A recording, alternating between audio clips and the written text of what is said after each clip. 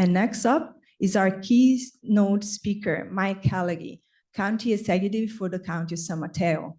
In this role, he oversees county operation and carry out policies established by the Board of Supervisors.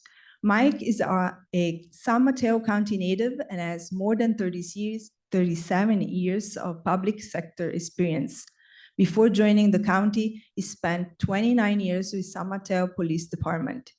He has made ending homelessness a key priority for the county. Here's Mike.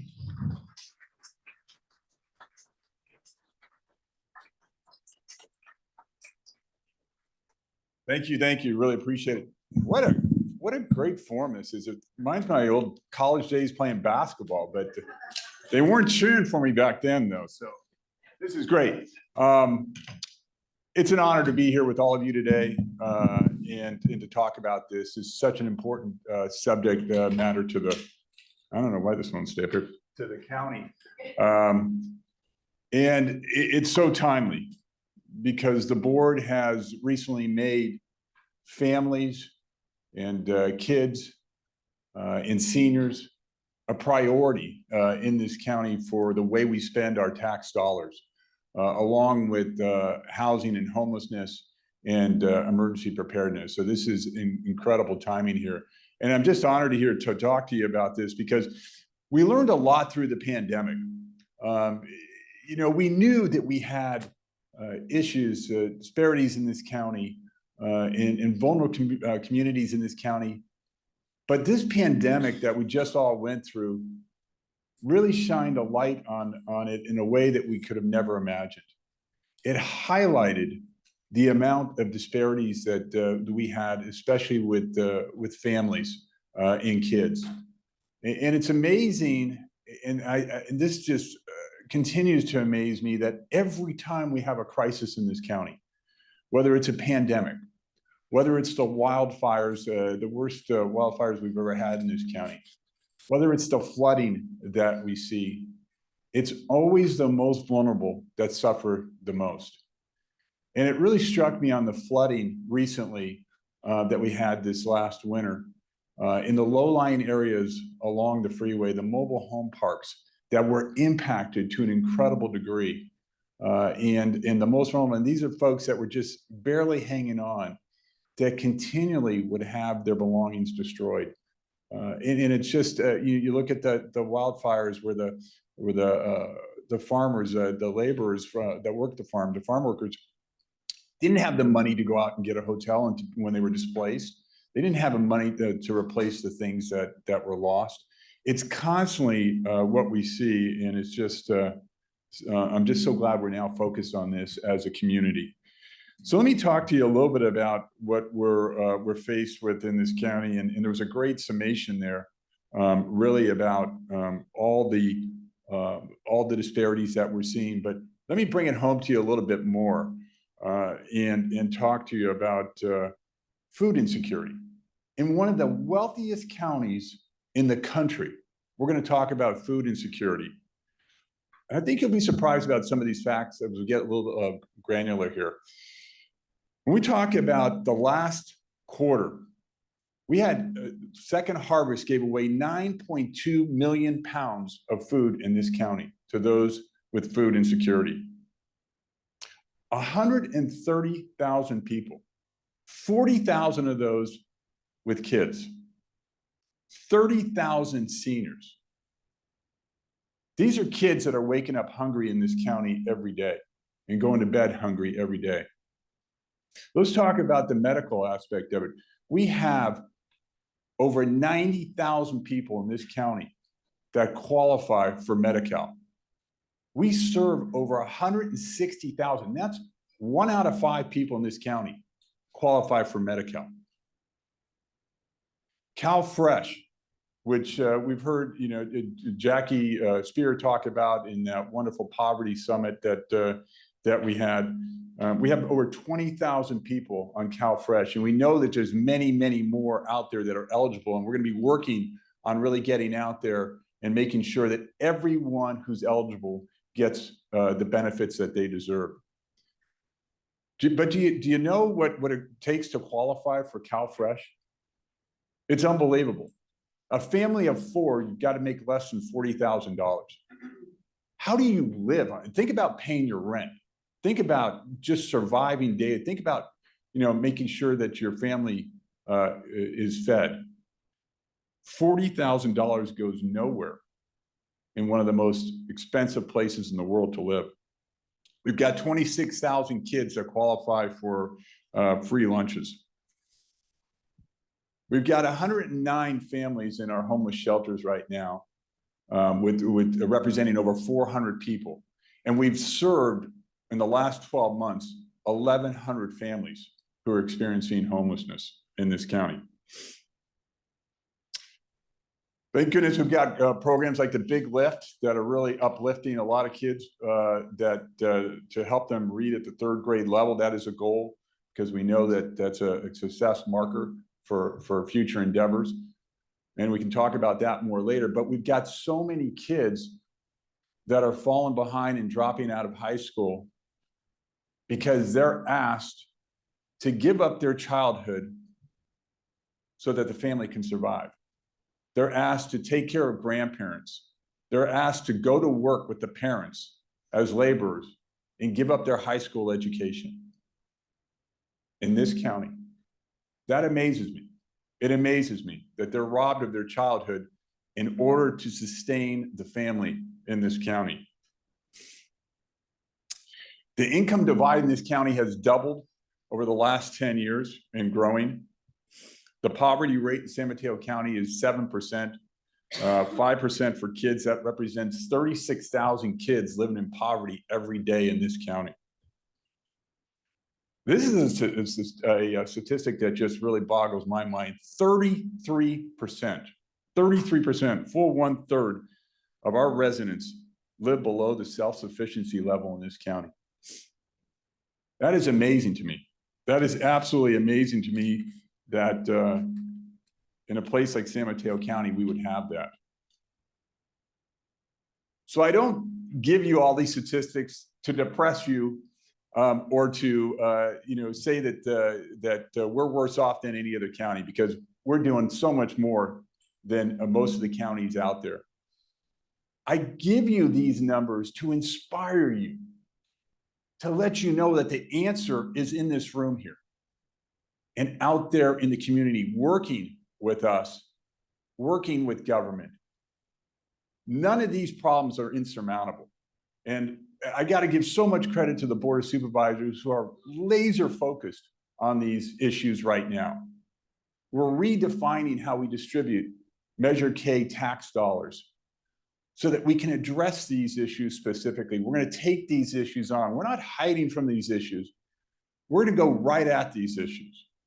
And we're going to need your help to do that. And we can do it. Now, I think I got a slide up here. Maybe not. Yes. Okay. So how are we doing this? We're increasing the housing solutions in this county. We put between $20 and $30 million aside every year for affordable housing. And that doesn't seem like a lot, but that money is used to leverage tax credits into the hundreds of millions of dollars. And we're making progress. We have got a lot in the pipeline right now that will make a difference. We're connecting to people's shelters, and I'll talk a little bit more about that in a minute. And we're also helping people with financial support, and that is key. Our goal is functional zero homelessness in this county, and I talked about those 109 families out there that we're serving right now. We got another 30 on the waiting list, and to me, that's the highest priority. We have got to house families. We've got to make sure that kids go to bed every night and wake up every morning with a roof over their head. Simple as that. You can't function in this county or anywhere in society until you have a safe place to live. And I'm just so proud of what our Board of Supervisors has done in this way and leading the state, really, in dealing with this seemingly intractable problem. But we don't see it that way. We see obstacles as opportunities in this county.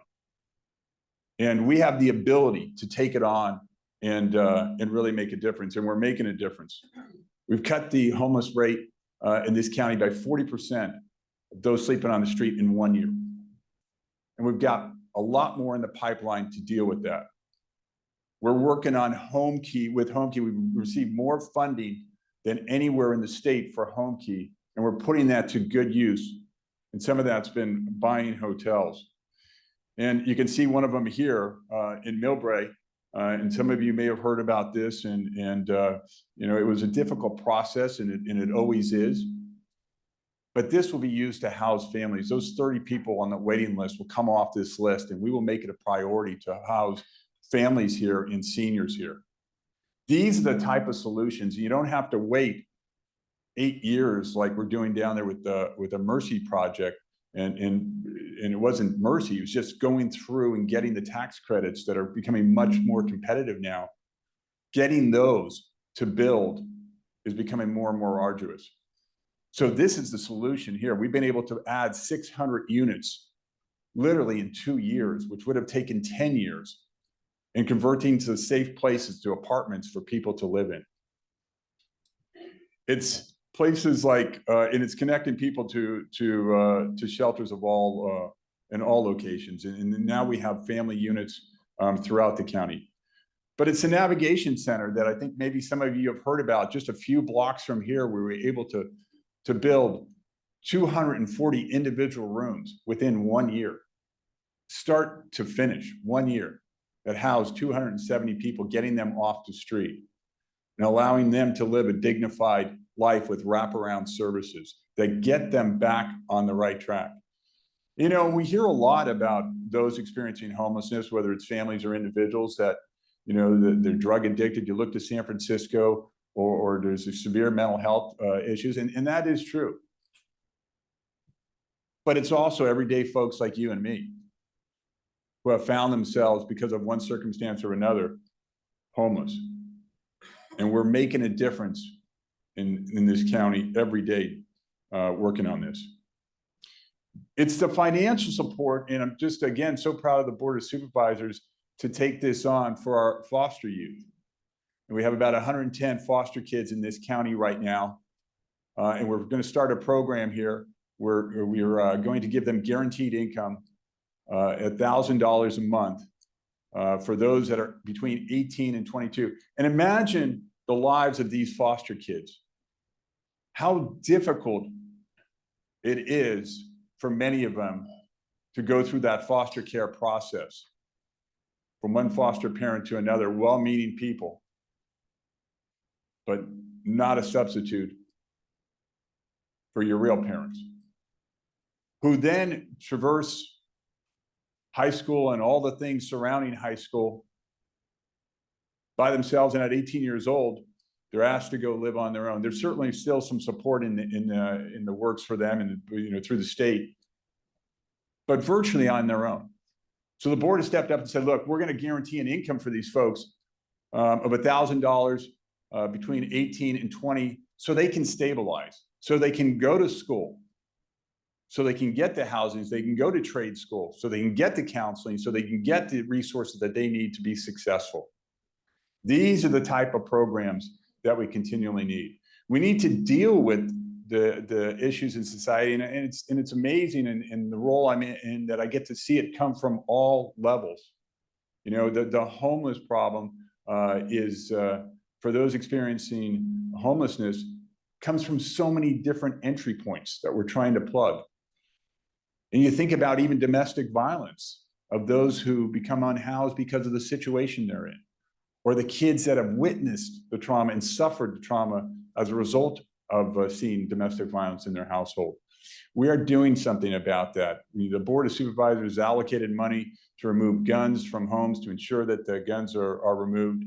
We're also, for the first time, and I think we're one of the first in the state, if not the first in the state, to mandate counseling for those kids who are in the household of domestic violence, because we want to stop that cycle of violence by giving them the opportunity to talk about it, so it doesn't manifest itself in different ways.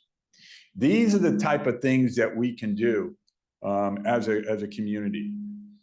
And like I said before, that is the beauty of bringing us all together, knowing that the government side, the private sector side, the volunteers out there, the CBOs, all of us can work together and really, really fashion solutions to very, very difficult societal problems.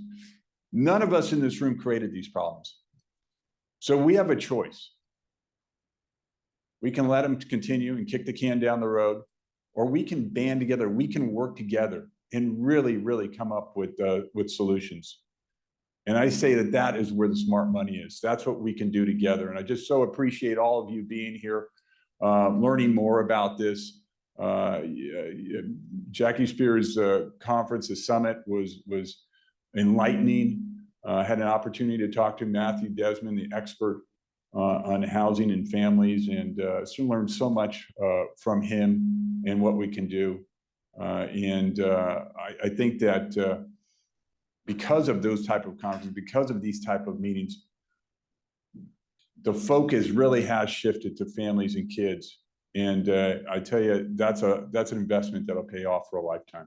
So with that, Terry, I don't know if you want me to take some questions or if you want to move on to the next speaker. Perfect.